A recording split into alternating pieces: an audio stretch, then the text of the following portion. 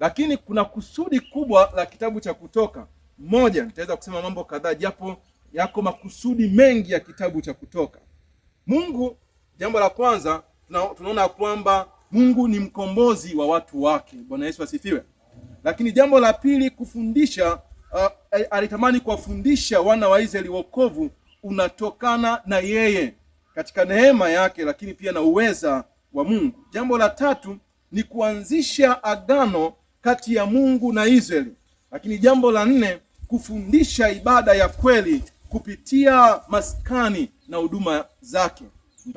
Mtaambatana nami kwamba kitabu cha Kutoka hichi tunaweza kuangalia kwamba huduma ya patakatifu ndipo iliweza kuanzishwa, na kupitia maelekezo ya Mungu mwenyewe anampatia Musa na kumwambia kwamba tengeneza hema au maskani takatifu ili aweze kukaa katikati yao. Kumbuka somo linasema kutembea na uwepo wa Bwana, kutembea na uwepo wa Bwana.